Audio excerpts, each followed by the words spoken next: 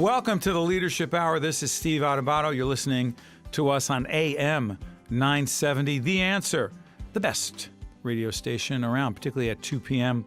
on Sunday afternoons. I'm here with Mary Gamba, my co-host and colleague. Mary, how are you doing today? I'm doing really great, Steve. How are you? It's another beautiful Sunday. People are listening to us on the radio right now, or they can also check us out on the podcast. By the way, where can people get the podcast? The easiest way is to go to stand-deliver.com, and it'll link right from there. You can listen to all the past shows that we've done and episodes and a bunch of great free articles and leadership tips and tools. By the way, I didn't hear that. What was the website again? Stand-deliver.com. I was joking. It's stand, S-T-A-N-D. You scared me. I thought I got it wrong. No, you didn't. You got it right. Stand-deliver.com. And when Mary talks about articles, those are articles that I've been writing for years about leadership and communication related issues. And also you can check out my book, Lessons in Leadership, excerpts on the website, and you can purchase it there as well. So in a little bit, we're going to be joined by a university president, Joe Marbach, who is the president of Georgian Court University. Joe is a political scientist by trade. He has studied political leadership, and we'll be talking to him about that. But I want to get into a totally different, well, maybe it's not totally different, but it's important.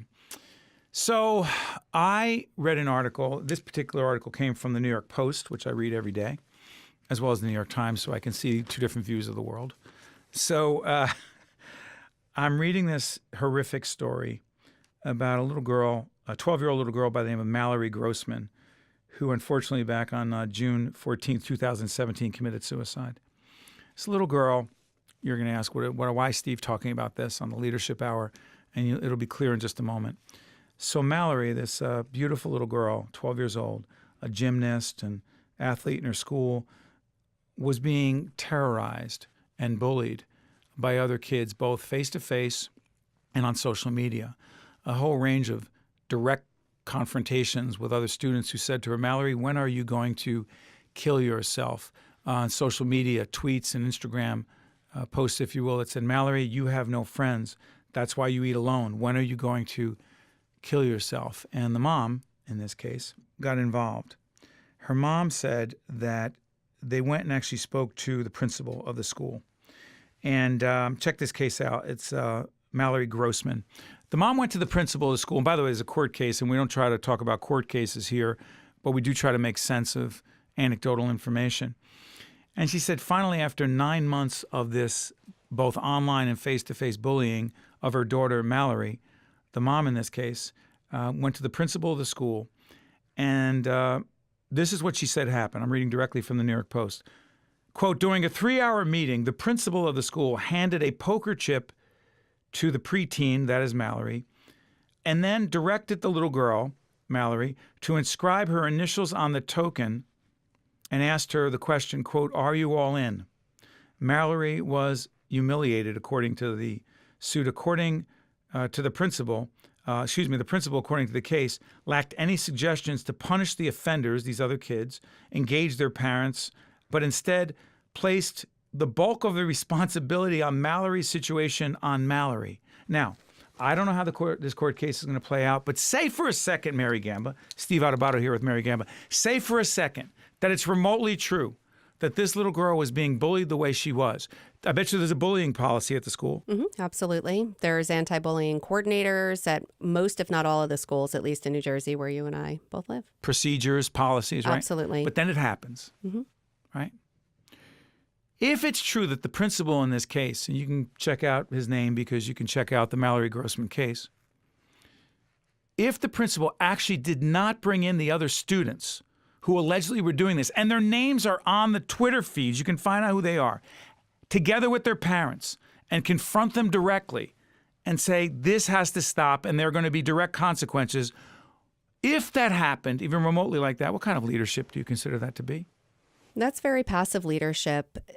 Unfortunately, as you had said, there are many schools across the state and in the country that have anti-bullying rules. They have reporting policies. If you are being bullied, this is a policy. This is how you report the bullying. There are laws on the books in the state legislature about bullying. That's all good and great. But when it comes to the implementation and to the human side of things. Leadership? That's the leadership part. And you had said, what does this have to do with leadership? And that's where the word that comes up is this has everything to do with leadership. It has to do with practicing the procedures, putting them into place, realizing that it's people. Practicing what you preach. Practicing what you preach, and don't just check off a box that said, sure, someone said that I needed to have an anti-bullying procedure. It's right there. You see it on my website. Here it is. We hired somebody. Joan is going to be doing the anti-bullying. We covered our behinds. Go to Joan. But what is that principal going to do? What is Joan going to do? What are they going to do to make sure that not only is that policy communicated to the children, the teachers, the families, but what are they going to do after something like this that is so horrific happens to ensure that, number one, the students responsible are held accountable, and number two, what can we take away from this? What did we do wrong? What can we learn? And that's where I think a lot of leaders just are missing the boat. Well, I want to be clear on a couple things. Several hours after this meeting took place between Mallory, her mom, and the principal of the school, Mallory committed suicide. Now, I want to be really clear. I am in no way saying, we are in no way saying that there's a direct correlation in any way between the principal's alleged actions in this court case, which means he did nothing to deal with it in terms of the perpetrators and their parents, and what Mallory chose to do. We don't know what emotional issues she was having. We have no idea. But here's my concern. I coach a lot of people, Mary, who know that there are real situations that need to be dealt with directly. But just say for argument's sake, for the Leadership Hour, Steve Adubato here with Mary Gamba, say for argument's sake that the leader, in this case the principal, didn't call in the other kids, didn't bring in their parents, because frankly, it was too uncomfortable. And he didn't want the other parents to be mad or get upset because he was saying that their kids did this, and he's showing them the tweets. He's showing them the Instagram posts. He has evidence that they said directly to Mallory, when are you going to die, right? He didn't want to deal with that, just for argument's sake. How can you ever imagine, think about this. How do people even get into leadership positions if they don't have the character, the integrity, and the courage to take that stuff on because it's uncomfortable? Well, that opened up a Pandora's box as far as getting into leadership positions, whether it is in academia, if it's in law enforcement.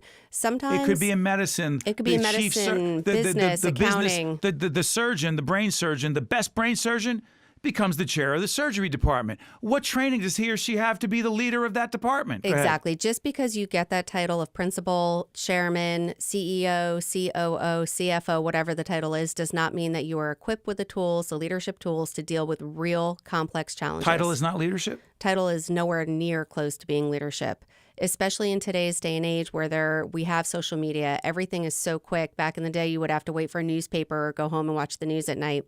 Everything is instantaneous, and words hurt, and actions hurt, and things that people say about one another. So if it's in the workforce, if it's in the school, if there is not someone steering that ship and making sure that there are consequences for people's action, it's going to have devastating effects. But say for argument's sake that the principal has a good heart, he wanted to do the right thing, but didn't have the courage or the integrity or whatever to do it. Isn't it also the responsibility of those who put him or anyone in a position to lead who does not lead? Isn't it a failure of their leadership to put someone in a position where they were not equipped to be in the first place? Yes, and that's where the top down, if you are looking, say, in that situation, whoever put the principal... And by the way, legal court case, we have no idea what actually happened. I was just reading to you from the post, so go ahead. Exactly. And again, to apply it to a larger stage in terms of if we're talking about a corporation, the person who decides to put someone, say if the CEO decides to put somebody into a CFO position or a COO position, they needed to have done their due diligence to know that that person is equipped with the tools. And not just on paper, of course on paper, oh, yeah, they're a CPA, they've taken every class, they even have a PhD. That doesn't mean anything. It does not mean that they have the ability to be human and connect with their team. And courage. And I'll give you another example.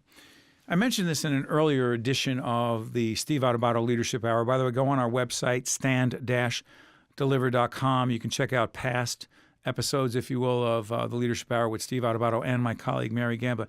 I wrote about this in my book, Lessons in Leadership, which you spent 2 years helping me write with our colleague, Victoria Eisenstein. There's a chapter in this book about great leaders taking responsibility, and here's why I'm raising it. And I said this on a previous Leadership Hour episode, and we're going to talk to Joe Marbach, the president of Georgian Court University, about this question as it relates to political leadership. There is a guy who became the captain of is it a cruise liner? Is that what it is? Yeah, it was a cruise liner. Okay. And it was Captain Shishetti, I think his name is. He was a great, if you will, navigator of a ship. Yeah, he could drive it. He could steer it. He could start the ship. He can get it from point A to point B. Technically sound. But it stopped there. What happened with Captain Shishetti when there was an accident on that cruise liner? Allegedly, he was, in fact, waving to people on the shore, showing off with the boat, and the boat smashed into some rocks. Because he got too close to shore. Because he got too close to shore. The boat was taking on water. What leadership traits did this very allegedly technically sound captain who knew how to navigate a ship, supposedly, what kind of leadership traits did he take when it came to dealing with the thousands of people on the ship and how to get them off safely versus Captain Shishetti making sure that he got off safely? Oh, yeah. He jumped ship as soon as he knew. Even worse than him jumping ship, which I think when fight or flight, that reaction in all of us, of course your instinct is going to be to save yourself. He didn't even let everyone know that the ship was sinking. If I'm recalling that. He did not. And initially. He jumped into a lifeboat. Ship and then said, oh, by the way, the ship is sinking. And I'm off the boat. Yeah. And I'm not even on the boat. And I, it was in the dozens of people passed away because of that lack of leadership. So here's the thing. What I was saying to Mary as we were getting ready for the Leadership Hour this week is that I've coached people to run better meetings, to make stronger presentations, more dynamic and effective presentations, to become more strategic thinkers, how to handle performance issues with your people. What I can't coach people, teach people to do. You'll never really understand it or become it based on reading my book or anyone's book on leadership, John Maxwell or any of the other great authors around leadership, Stephen Covey, etc. You can't teach courage. You can't teach integrity. Either you have it or you don't. And Captain Shishetti did not have it. I don't know about the principle in the case of Mallory Grossman. But if, in fact, he didn't have the courage to take this on. It's sad. Game, set, match. Exactly. I'm not sorry for anything. I wanted to bring this up. I wanted to talk about it because having a bullying policy, having a procedure, having it posted everywhere, whether it's in a school or workplace, that's fine. But don't confuse that with leadership. That is, quote unquote, management, meaning you've covered your behind, you did what you needed to do, but leadership is about going well beyond that and doing things that are much more difficult, challenging, uncomfortable. Not everyone's born to be a leader. Steve Adubato, this is the Leadership Hour. I make mistakes at this every day. I'm here with my colleague, Mary Gamba. We'll be back right after this with the president of Georgian Court University, Dr. Joe Marbach. This is Mary Gamba. If you want more leadership tips and tools, log on to stand-deliver.com. That's stand-deliver.com. This is Steve Adubato. You've been listening to every Sunday at 2 p.m. on AM 970, the Steve Adubato Leadership Hour. Actually, it should be called the Steve Adubato and Mary Gamba Leadership Hour because Mary's in the house. I wondered how many weeks it would take to get that credit. I'm extremely excited, and I'll have the graphic and the logo changed tomorrow. No, I was just saying hypothetically that we could call it that. I wasn't saying we actually will do that. Okay. Are you going to negotiate? By the way, we're going to have a discussion on leadership and negotiation in a future edition of the Steve Adubato Leadership Hour. Because let me just say this about Mary Gamba. We've been working together for 18 years. She has become a negotiator extraordinaire, and she was not in the beginning. She was uncomfortable. She wasn't that confident. She didn't ask for what she wanted. She would turn red when she asked for something. I was like, I don't think so, Mary. Let me just say, when we negotiate now, I'm afraid of her. Yes, and that's exactly how I want it. It's perfect. Anyone can learn new leadership traits and skills, and the gentleman we're about to introduce teaches it, lives it. He is a political scientist by trade, and today, Joe Marbach, Dr. Joe Marbach, is in fact the president of Georgian Court University. Good to see you, Joe. Good afternoon, Steve. How are you? And how are you, Mary? I'm doing great. Thank you so much. By the way, Joe, real quick, let folks know Georgian Court, the territory you're in. We are in Lakewood, New Jersey, in Ocean County. Great. By the way, Joe has joined us many times on State of Affairs, which is a program we do with public broadcasting as well as on FiOS. Joe actually joined us recently talking about a whole range of political issues. The second half of the Steve Adubato Leadership Hour is State of Affairs. Joe and some other really terrific leaders in the state will be on that as well on the, I was going to say broadcast side, but we're broadcasting right now on the video TV side. Hey, Joe, can we do something different with you than we haven't not done with anyone else and talk, quote unquote, political leadership? Do you think, or in what ways, let me ask it this way, Dr. Joe Marbach, Georgian Court University, in what ways is political leadership any different in your mind than leadership in a business or a nonprofit or a university? I think it varies significantly because of who holds you accountable. And the style of leadership you have to perform is different. If you're in business, it's your stockholders, right? So right. Oftentimes it's profit is the bottom line. If you're in a nonprofit or an educational facility like myself, it's essentially the students, the clients that we serve. But if you're a political leader, it's all of the above. You've got to take care of not only the folks who voted for you, but if you're an ethical leader, you've got to take care of everybody, whether they voted for you or not, because you represent all the constituents. It's everyone in your community, in your state, in your country. Devil's advocate.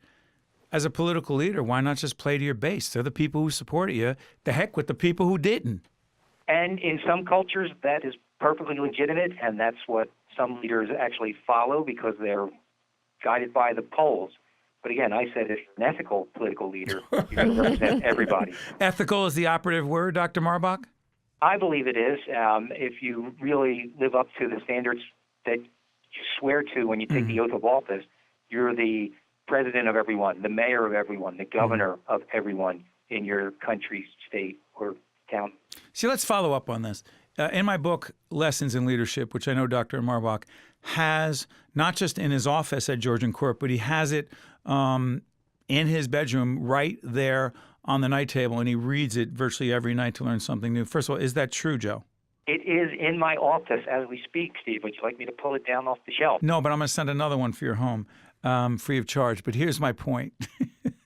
There is a chapter in this book that I talk about taking responsibility. And I know we talk about this theme a lot on the Leadership Hour. But taking political responsibility is an interesting question. In this book, Lessons in Leadership, I challenged, and I took a lot of heat from some friends of mine. I'm a former state legislator who happened to have been a Democrat back in the day when I was in the legislature. And I challenged and criticized Hillary Clinton big time because I kept saying, and I know people say, oh, this is a dead issue. And I'm not saying it as an issue, Joe. I'm saying it as a lesson in leadership. I kept saying when the whole email thing happened and Hillary Clinton had 16 different explanations for what she did, what she didn't do, wasn't my pride, I didn't know, he did it, I didn't do it. I'm sitting there going, why can't you just say I screwed up, own it from the beginning? It's not just about Hillary Clinton. It could be about Donald Trump, Barack Obama, anyone else. Why is it so darn hard or seemingly so hard for political leaders to say, I screwed up? It's a great question, Steve. I think it is in part ego, and it's in part fear of showing weakness, fear of showing one's human side. But any lesson in leadership that I could repeat is essentially what you said. If you make a mistake, own up to it, move on, and you'll be forgiven, and we can move on. But it's often like, Watergate. The cover-up was worse than the actual crime. That's right. And I think that's what happens. And leaders get so tied into not wanting to appear to be flawed that they're covering up for that with lots of different explanations, and then they just kind of spin their own web of distortions and sometimes outright lies. Yeah, you know what's interesting? Again, this is not partisan. It's not political. I don't have a horse in any of these races. I just cover them as a broadcaster and journalist. But I do think that's something that the president, Donald Trump, has in common with Hillary Clinton. And I'll tell you what it is. I don't think there's a track record, whether you like the president, agree with him, or disagree with him, I do not think there's a track record of taking responsibility. I think Hillary Clinton would not, could not, refuse to take responsibility for the email fiasco. I think President Barack Obama, and I wrote this in my book, you could like him, that's fine. But I thought he did not take full responsibility for the screw-up around the debacle known as healthcare.gov, the website that they couldn't pull off where you're supposed to get Obamacare health insurance, but the website was never set up the way it should have. I'm not saying he was doing the website himself, but he put the people in place to do it. They never checked along the way to find out where it was, and in the end, it was screwed up. I don't think he took responsibility, and truthfully, I don't think Donald Trump, my opinion, all the way back in the day when he was mocking John McCain, didn't take responsibility for it. When he mocked a reporter from the New York Times who was disabled, didn't take responsibility for it. I think Donald Trump believes that you don't apologize, you don't take responsibility, because just as you said, Dr. Marbach, I'll get off my soapbox now, that it shows weakness. I don't think it shows weakness. Jump in, Joe. No, I agree, Steve. In fact, it actually shows the opposite. It shows strength. It shows an ability to learn from one's mistake and to move on. You know, who you fail to quote is Harry Truman. Where does the buck stop? Right here at my desk. You know, if you're at the top, then you're responsible for all of it. So whether it was technicians at, you know, the U.S. government that couldn't get healthcare.gov running, or, you know, it's the current president who is amazing in his ability to turn defeat into victory. So if we look at the current issues of separation of families, as we do this program, that's a complex issue. He kept saying it wasn't, again, not political. He said it's not me, it's Congress. You could have any view you want politically. But then he turned around and it was an executive order where he said he couldn't do it at first, then he did it. My only question is, Mary, you have your own views politically. We're not going to turn this into a political show. But if the president had said, you know what, I miscalculated on this. I do want strong borders, but you know what? I didn't think it was going to turn out this way with the kids being separated, and I've got to fix it, and I learned from my mistakes. Would he look any weaker? I think that most leaders think that will make them look almost human when they want to be superhuman. They want to be in charge. They want to be confident. And I agree with what Dr. Marbach said. It's a fear of showing a weakness. And with Donald Trump, definitely it is ego. That he wants... And with Hillary Clinton, I think it's ego. With almost all of the leaders that we're talking about, it's ego. And that is not good. It's not healthy. And what we need to see from our leaders in politics and business is just the sincerity that they are human and they do make mistakes, and it's okay. So, Joe, bring this back to the larger question of leadership outside of politics. As the president of the university, you make a decision. It turns out not just wrong, but there are consequences.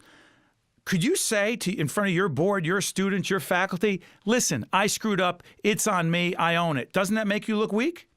To some, it may, but I have done that and made that mistake. And at the end of the day, the people who know and care about the institution actually appreciate it. And Really? They say, yes, thank you for standing up for what we believe in, even though you may have made a mistake, but we believe in second chances, and we believe in giving somebody the benefit of the doubt, that it was an honest mistake. And I think that's what, at the end of the day, if you can relate to people, what your mistake was done was well-intended, but misguided, people can accept that and move on. You know, by the way, listening to Dr. Joe Marbach, who is the president of Georgian Court University, one of our longtime friends in public broadcasting. Joe's been on with us so many times. I've learned so much from him. By the way, Joe, let everyone know the website. People can go to Georgian Court and find out more. It's just www.georgian.edu. Could you spell Georgian? Georgian. Georgian Court down in .edu. the beautiful Jersey Shore, but students come from all over. Joe, one more question before I let you go. In the book Lessons in Leadership, I often write about what we learn from our mistakes, and that true failure is the inability or the refusal to learn from our mistakes. Is that overly philosophical? No, I actually believe that's right on, Steve. We know we're not perfect. No one is. And the minute you start thinking you are is when you're going to set yourself up for downfall. So everybody's going to make mistakes, learn from them, move on, accept them, and you'll be better off, not only as a leader, but as an individual and as a person. Great leaders don't cover up, do they? No, great leaders admit when they've made a mistake and they move on from it. And they don't point fingers, do they, Joe? Unfortunately not. We're often pointed at. You're listening to Joe Marbach, the president of a first-class university, Georgian Court University. Joe, thank you, my friend. Mary, you want to say goodbye to Joe? Thank you, Joe. That was my pleasure. Thank you. Always great having you. By the way, check out Joe Marbach. on State of Affairs with us. He's on an awful lot, and every time, like I said, we learn new stuff. Last time I was on with Joe, we talked about the tone of political discourse in our nation and how divided and polarized we are. Thank you, Joe. Take care, buddy. Good to have a good afternoon. You got it. This is Steve Adubato. Mary Gamba is here. We'll be right back right after this. This is Mary Gamba. If you want more leadership tips and tools, log on to stand-deliver.com. That's stand-deliver.com. Steve Adubato here. This is the Leadership Hour. I'm here with Mary Gamba. We are on AM 970. The Answer. It is Sunday afternoon, a beautiful Sunday afternoon. You're listening to us. Hopefully everything is fine where you are in your home and things are going well and you are the leader of your home. Mary, real quick. Biggest takeaways from listening to Mary Gamba, Dr. Joe Marbach, your biggest takeaways? Definitely do not point fingers at others. The best leaders are those that accept responsibility, even if it was not their mistake, even if it was not their failure. The best leaders that I've seen, and you do it all the time on behalf of our team, if one of our team members makes a mistake and it may seem really egregious at the time, you will own it when appropriate and take responsibility, because in the end, you are the leader of the organization. As you said earlier, you put that person into that position. And by doing that, not only does it show the employee or team member that you believe in them, you're also there to support them as well. Yeah, let's follow up on this whole question. By the way, go on our website to read some articles I've written on the subject of leadership and responsibility at stand, deliver.com. stand-deliver.com. Articles are free. We don't charge $1 or $2, which some people do. But the book is there, Lessons in Leadership, if you want it as well. Mary, real quick before I get to this question, Twitter and Facebook, get that Twitter, out of the way. Steve Adubato, that's Adubato. So you can follow Steve on Twitter, Steve Adubato, and then on Facebook, Steve Adubato, PhD. Okay, so here's what I've been thinking. Mary mentioned the whole thing of leaders take responsibility, not just for themselves and their mistakes, but team members. This is an interesting question. Real life situation just happened this week. We had, let's just say, a stakeholder of ours. I often call people stakeholders, people you have to have relationships with. We had a stakeholder write me an email, send an email to me and say that he or she had a less than great experience with one of our team members who we happen to think is a superstar. Mm-hmm. This is a superstar on our team. All true, yes. And this person said, you know what? I had an interaction with that particular person and it didn't go well, and I don't think that he or she handled it well, and I'm very upset, and I want you to know that. Now, my first instinct was to say, listen, I know so-and-so. He or she is terrific. This is ridiculous. But I remember the email I wrote, which was, I absolutely apologize for any situation that you perceived in this way. That is not what our organization is about. I will speak to so-and-so about the situation. What's the difference between owning it, which I did, and I fully apologized and took responsibility for it, but how about if I think our team member actually did, this is hypothetical, if I think our team member did the right thing, where's the role for a leader in, quote, backing up your person, defending your person, versus throwing them under the bus? And is there a balance, which I was trying to strike there?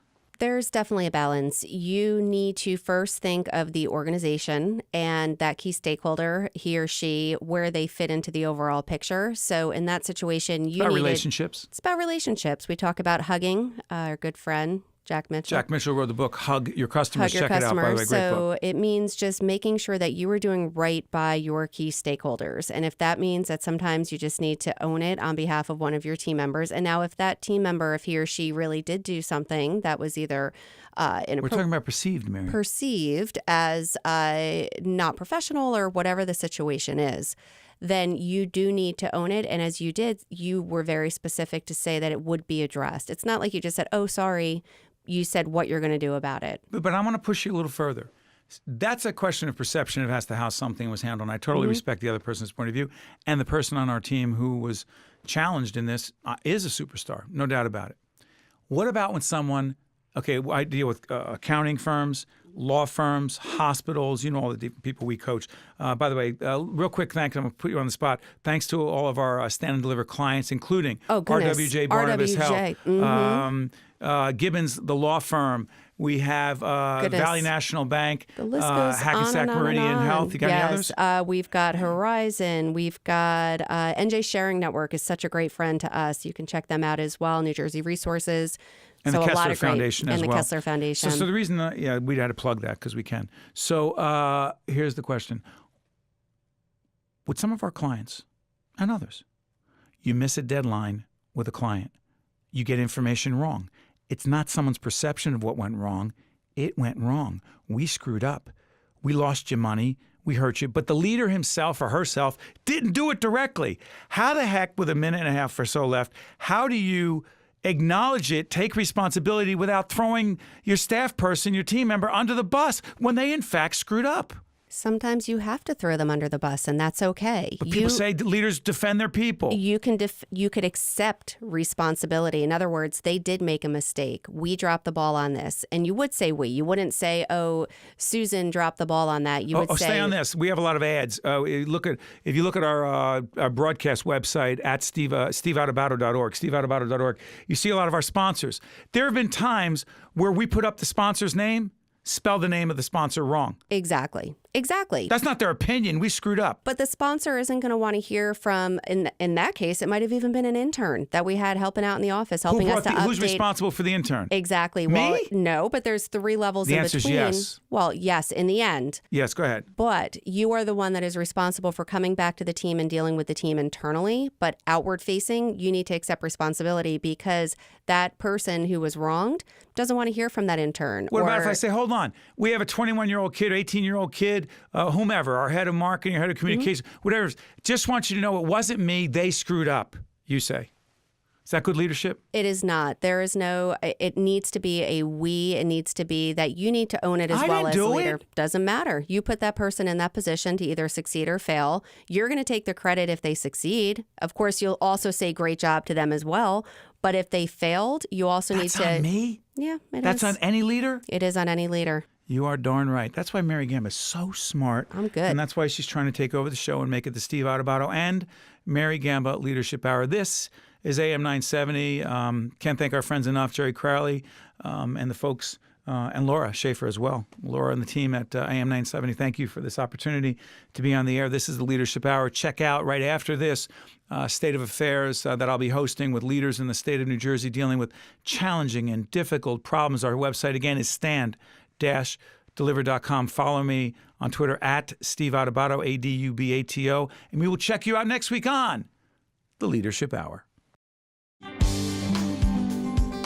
This is Mary Gamba. Stay tuned. We'll be right back with State of Affairs with Steve Adubato, where we look at the most pressing issues facing the state of New Jersey. This edition of the Steve Adubato Leadership Hour has been made possible by New Jersey Resources. Hi, I'm Patrick Dunnican. At Gibbons, we believe that citizens need to be informed about the complex issues that affect their lives. That's why we're proud to support the programming produced by the Caucus Educational Corporation and their partners in public television. State of Affairs with Steve Adubato is brought to you from the Agnes Veris NJTV studio at 2 Gateway. Funding has been provided by the law firm of Gibbons PC, Johnson & Johnson, Englewood Health, Suez, water solutions to meet tomorrow's environmental challenges. NJ Best, New Jersey's 529 College Savings Plan. Turn a dream into a degree. And by New Jersey Council of County Colleges. Promotional support provided by the New Jersey Business and Industry Association. And by Insider NJ.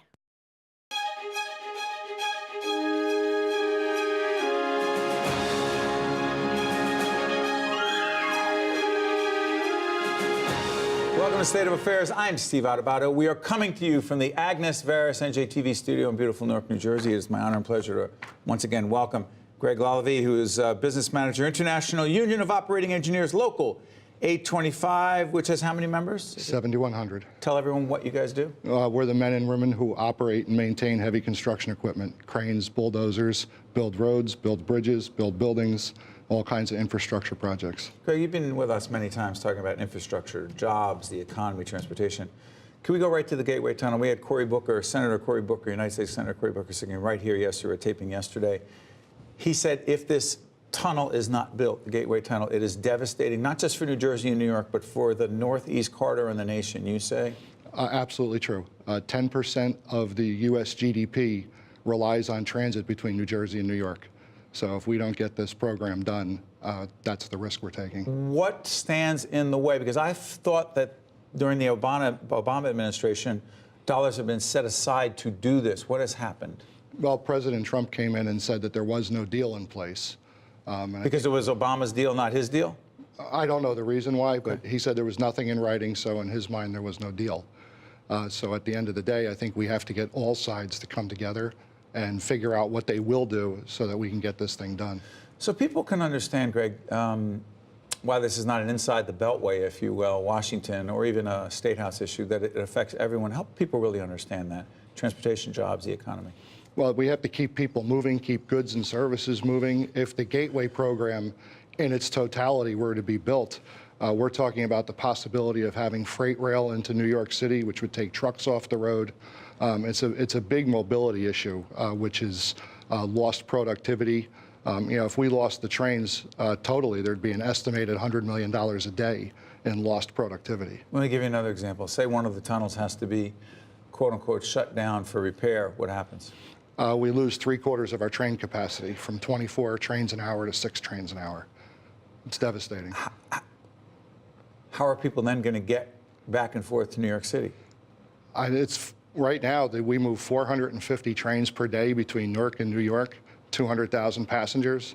So if you took 3/4 of them and had to put them in their cars on the road, with the current traffic situation we have, it would be bedlam. Okay, so the Murphy administration, as we speak, we're doing this literally a few days before the budget is supposed to be struck on the last day of June. We don't know what's going to happen. We don't know if the government's going to be shut down. Cross our fingers, but that's not actually a plan. How does what happens in the State House around these budget negotiations impact you and those, your members, and the larger transportation issues that matter in the state? Well, first, Governor Murphy made a very big, strong move by ordering transit to put up money for the Portal Bridge project. You mean when we say transit, you mean New Jersey Transit? New Jersey Transit. Which is it, or is it not a state agency? I believe it is. Is it some so-called a quasi-state agency, which means the governor appoints the people, I believe, who are commissioners, but they're supposedly independent. But the reality is, if he dedicates the state dollars to New Jersey Transit, does that have to get approved in the budget? I don't believe it does, no. Okay, so what's at stake here with transit? Well, with transit financing the project, Governor Murphy's put a big marker out on the table. Secretary Chow, the U.S. Department of Transportation, has always said New York and New Jersey need skin in the game for the Gateway program in general. Portal Bridge is part of the Gateway program, so Governor Murphy, I think, is putting down... Where's Portal Bridge? Where is that? In Kearney, through over the Hackensack River. You know, put this in larger perspective. We've had many conversations before. Greg and his colleagues, they're actually one of the underwriters of what we do here on the Caucus Educational Corporation. And frankly, we're dedicated to trying to help people understand the larger transportation infrastructure issues. Bridges. Could you give me a percentage? I know the DOT, the Department of Transportation, looks at this. What percentage of our bridges are either crumbling, falling apart, or we don't know when they could go? And I'm not trying to be an alarmist here, but they're real numbers from engineers. Yeah, and it's probably somewhere around a third are structurally deficient or functionally obsolete. Functionally obsolete being that it's carrying traffic that it was not originally engineered to carry. It's a reflection of our population growth and the added traffic on the roads. How about the roads? How bad? They could do with a lot of improvement. There's a lot of choke points. We all know where traffic builds up every day. I live in Somerset County. If you don't get to the confluence of 78 and 287 before 4 o'clock in the afternoon, you'll be sitting in a pretty long traffic line that goes back to Watchung. Greg, you know what's so interesting? There's always a crisis going on in New Jersey. The question is, why is transportation, combined with bridges, roads, and the disrepair, the crumbling, the falling apart, why is this not a crisis until some horrific thing happens? Remember the Mayanus Bridge not too long ago in another state. It happens, middle of the night, it collapses. People in those cars fall into the river and they die. I don't, again, want to be an alarmist, but is that what it takes? Unfortunately, it seems to be what it takes. And the real problem with it is, talking about Gateway again, you referred to possibly losing one tunnel. If we lose that on a timeline that we don't control with engineering, thought, planning, and construction, then we have to do it under duress, which is more expensive, you know, and all kinds of the cataclysm of not having planned it all out. And then will people then turn around and say, hey, why didn't the government do something about this? Absolutely. To what degree? Listen, I know you lobby in the appropriate way, and you deal with state officials, the legislative side, the regulatory side, the executive branch. To what degree do you think most of our leaders in government, Democrats and Republicans, understand the crisis this really is? Well, 2 years ago, insofar as the state goes, when they fixed the Transportation Trust Fund. I mean, put money in the Transportation Trust Fund for Yes. long-term transportation projects. Go ahead. And with a gas tax. Yes. Go ahead. And set forth an 8-year capital plan. So Governor Christie and the legislators at that time, I believe, acknowledged what the problem was and took steps toward correcting it. Do you believe Governor Murphy and his team understand and are committed to these issues as well? I believe so, yes. He campaigned on infrastructure very heavily. Greg Lalevee is a business manager with the International Union of Operating Engineers, Local 825. People can go on your website and find out. Do you know the website? I'm putting you on the spot. Do you know Sure. Oh, yeah. It's www.iuoe825.org. Hold on. Do that again. IUOE. 825.org. Greg, thank you, buddy. Thank you very much, Appreciate Steve. it. All the best. All right. Be safe on Thank the roads, you. everyone. This is State of Affairs. I'm Steve Adubato. We will be right back. You're probably in traffic. To see more State of Affairs with Steve Adubato programs, visit us online at stateofaffairsnj.org. If you would like to express an opinion, email us at info@caucusnj.org. Find us on Facebook at facebook.com/Steve Adubato, PhD. And follow us on Twitter at Steve Adubato. State of Affairs is pleased to welcome our good friend, Senator Kean Jr., Republican leader in the Senate. How you doing, Senator? It's great. It's great to see you again, Steve. Good to have you. Senator, put things in perspective for us. A few days after, when this shows, it'll be a couple weeks, legalized sports betting means what in New Jersey? I think it's positive. It's revenue. It's new energy. I think it's good. Obviously, something that brings people together and I think it's going to be positive for the state. You're not concerned about some of those who say, you know what, we are promoting gambling, and those who may have a problem get sucked into it, and that's the state's responsibility? Well, we always need to be protective of the downside. And my hope would be some of the revenue that we use will be used for some of those addiction and other related problems. That happens in any venue. But the goal is here is say, legalize what's already happening across the country, make it a regulated industry, and then also protect people on the downside who may have a gambling addiction. It's interesting. This is bipartisan, isn't it? It was strongly bipartisan. And that's rare in the State House. You see the dome behind you. That is rare. Well, actually, it should be more common. I mean, there are things that I think we can find common ground on ways to make the state more affordable, make sure people can go to school in the state of New Jersey, make sure people can afford to live here. I mean, what should be our common goal is 3 generations of families live in the state of New Jersey. And there are ways we can get there on real and substantive policies, but when people look at Trenton right now, they say, who's racing to increase taxes? You've got a Senate president that wants to have the highest corporate tax in the country, Steve Sweeney. You have a governor who wants to have the highest income tax in the country. And at a time when New Jersey is saying, we want to attract people like Amazon, we want to attract millennials, we want to attract people who are going to be, the wonderful citizens of New Jersey, that's sending the very wrong message. So unfortunately, the Democratic majority is focused on increasing taxes. The Senate Republicans and others are saying, how do we constrain costs? I mean, can you imagine a state where people are saying our property taxes are affordable? Their educational opportunities, not only in the K through 12, but the higher education sphere as well. That's actually affordable and achievable, and it's achievable in many cases. And if you can say, okay, I'm going to get my first job out of college in New Jersey. I'm going to get my second job in New Jersey. And stay in New Jersey? And stay in New Jersey. And I'm going to, and then I'm going to retire in New Jersey. Because think about this. The one thing people are talking about is they're saying right now, in 5 years, I'm leaving the state of New Jersey. Too many people are saying that.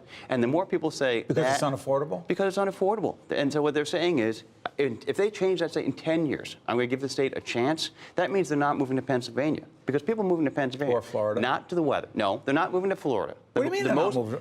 There's no income tax there. That's true. But most people are moving to Pennsylvania or New York State. Because of a lower income tax? Because of the lower tax rate overall. Okay. And they don't tax retirement incomes, there are a variety of things like that. So you have people who are doing that at all ages. But Senator, if you look at great companies like J&J.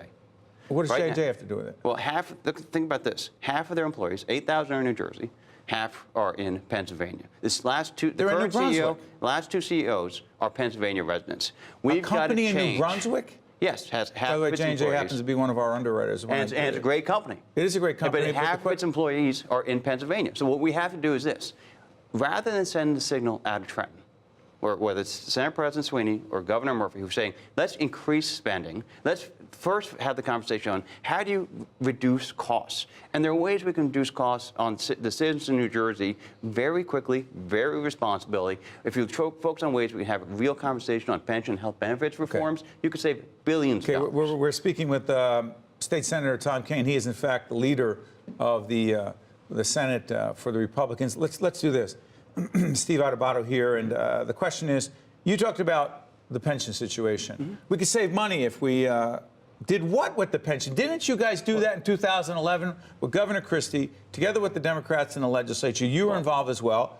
You cut benefits. You changed all kinds of things about the public employee pension situation. Now it's still in an $80+ billion hole. What didn't you do right? Actually, it was 1/3 of the Democrats joined us. Okay, every but Republican Senator, respectfully, so it what we wouldn't have need to do happened now, if you hadn't had everyone together. Now what we need to do, we had strong bipartisan support. Yes, so what you we did, have including now, the Senate President, Steve Sweeney, who was a leader in that fight and continues to talk about it because he was a leader at the time and since. But now what we need to do is look at the next generation. Right now we've got to look at the health and pension issues. And folks say, right now Obama said, on the Cadillac tax for health care, for example. You're saying public employees should no longer get what you're calling a Cadillac health care plan. President Obama called it a Cadillac health care plan. What should we be doing? It's $36,000. If we reduce it to the highest, like the equivalent of the highest corporate rate in the state, in that type of benefit level, you could save, according to Tom Byrne and Healy, who headed up the pension commission. Yes, you could save $1.4 billion a year on the state level. Now, if you look at this on the municipal and the county level and the school board level,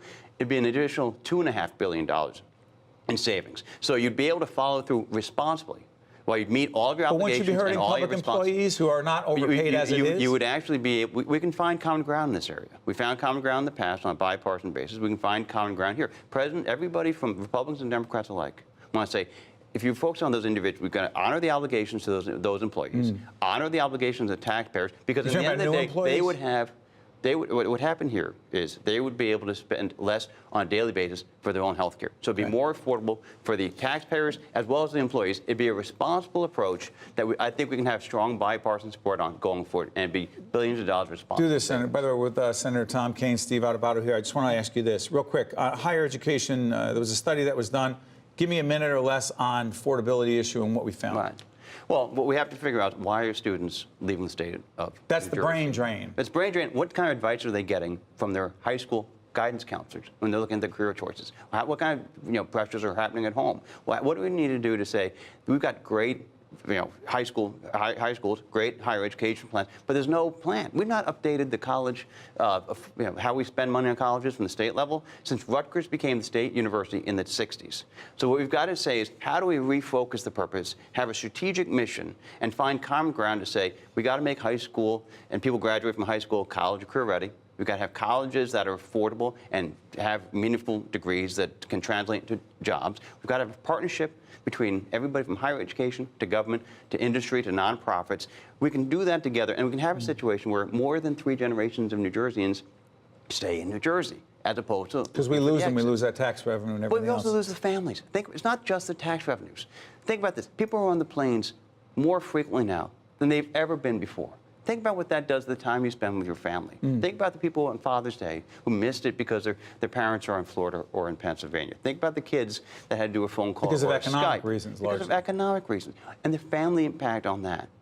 Think about the strength of the families and the state. That's what gets the pride of the state. One more quick item, Senator. I want to ask you about the quality of water. You're concerned deeply about this, particularly water quality in urban schools. Go. Yes, we need to do everything we can to make sure that the lead is not getting into those schools. But how is lead pipes. getting into the water in those pipes? They're old pipes. We need to focus on how do we, the infrastructure that's going to be a conversation I think the legislature is going to have now. How is how the lead, solder that's in the pipes, how is that seeping through? And what's an affordable, responsible solution? We've had the lessons to learn from Flint, Michigan. There's lessons to learn from across the country. Could we have that again? Could we have Flint in New Jersey? I think we've got to do everything we can to make sure we've got to have safe drinking water throughout New Jersey. This is State Senator Tom Kean, who has been the Republican leader for a few years. Yes. How many?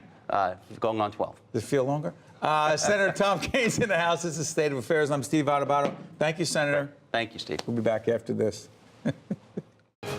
To see more State of Affairs with Steve Adubato programs, visit us online at stateofaffairsnj.org.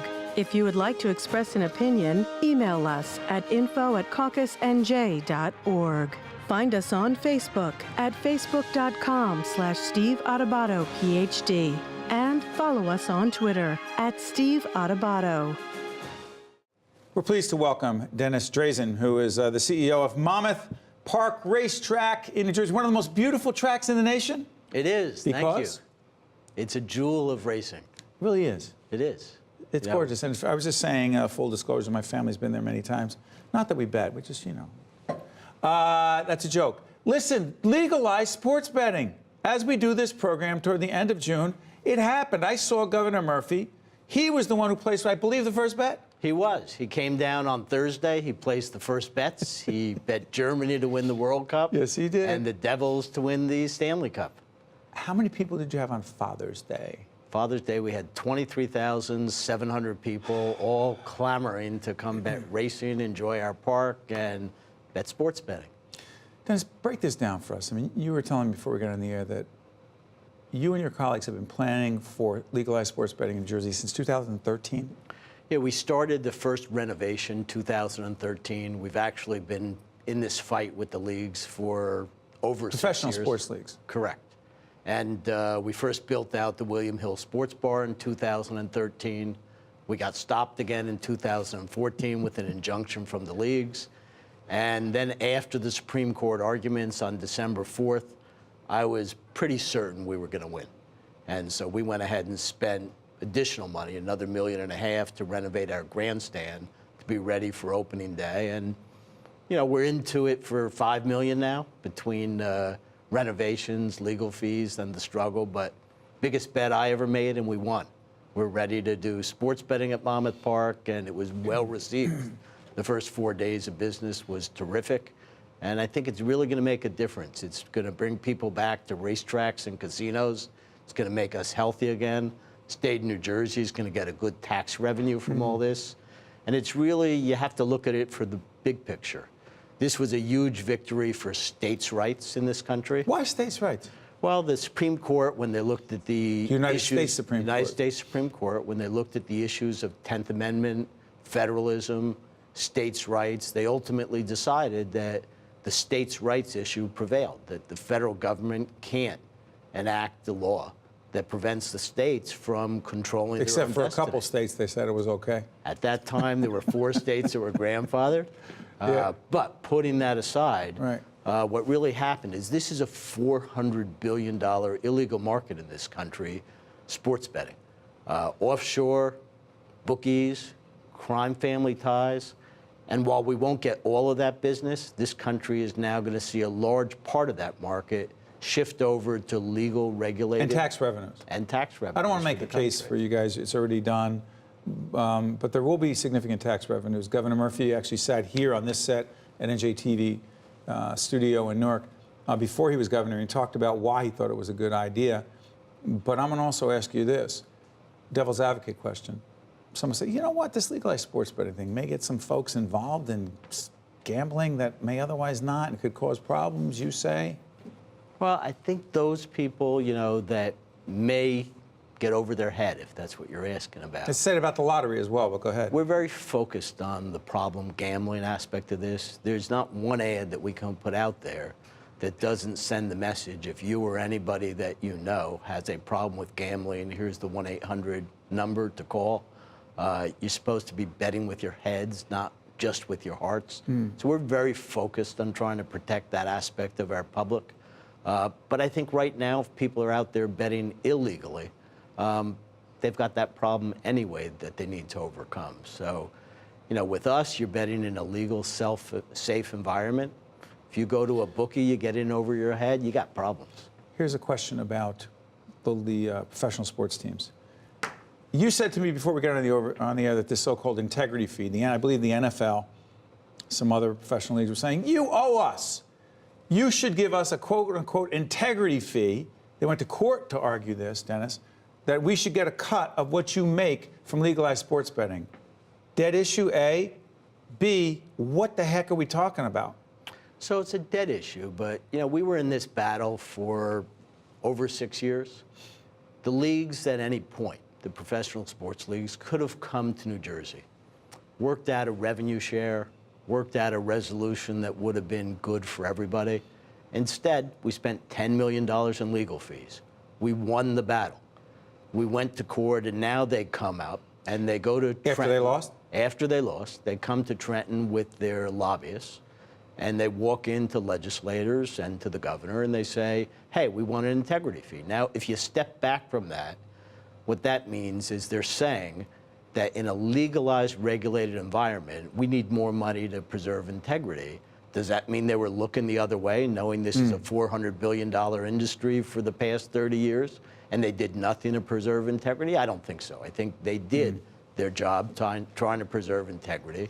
And to come to New Jersey and now look for a revenue share is just inappropriate. So the Senate president was very strong. Steve Sweeney. Steve Sweeney. He said no. He said, what do you get in Vegas? Nothing. You're going to get the same in New Jersey. The speaker again. Speaker Coughlin. Gave nothing. Governor ultimately signed a bill that gave them nothing. Now, they're out there around the country. No, they're pushing. Trying to get this integrity fee, but it's just not justified. If you look at all of the leagues, they have their issues. There are many problems when you look at integrity. For example, you have a number of games that I could rattle off where the public believes that the refs got it wrong at the end of the game. Take the Cavaliers-Pacer game. Take the Golden State NBA Cleveland Finals. game. By the way, if you're listening to us right now or watching us, this is Dennis Drazen, who is the CEO of Monmouth Park Racetrack. They were really the first down at the Jersey Shore, Long Branch, if I'm not mistaken. Oceanport. Excuse me, down Route 34, to make this happen. You were set up for it. Make your case about the NBA Finals. What's the point there? So the point is, there are a lot of people who think the refs got it wrong, and the refs make their rulings, and then, like in some of these games, the leagues come out the next day, say, yeah, refs blew it. And the leagues then are in a position where their own referees blew a call that made a significant difference in the game. So we're not out there saying, because you guys blew it, you need to pay off all these bettors. Besides that, like Mark Cuban of the Dallas Mavericks, he came out the next day after the decision, said every one of our franchises is now worth double what they were worth yesterday. Because of legalized sports betting? Because of legalized sports betting. I mean, how many people would watch some of these games if they didn't have some action? So we've really increased their viewership. Action meaning a bet. A bet. Got a few seconds left. You're excited about the future? I'm very excited. We had great results at Monmouth Park. Our first few days when you don't have NFL, football season, which is your biggest time, have been super. The bettors are coming in, they're watching, they're wagering, and they're staying engaged not only in sports betting, but in the community. They're spending money in restaurants, they're coming to the track, tourism is up. We showed significant increases. We were up on Father's Day by 28% on our attendance, 18% on our live product. This is going to be a win-win for New Jersey, the racetrack, the casinos, and everyone involved. Thank you, Dennis. We appreciate it. Thank you. Check you out next time on State of Affairs. Thank you, Dennis. Good to see you. That was well done. State of Affairs with Steve Adubato is a production of the Caucus Educational Corporation, celebrating over 25 years of broadcast excellence.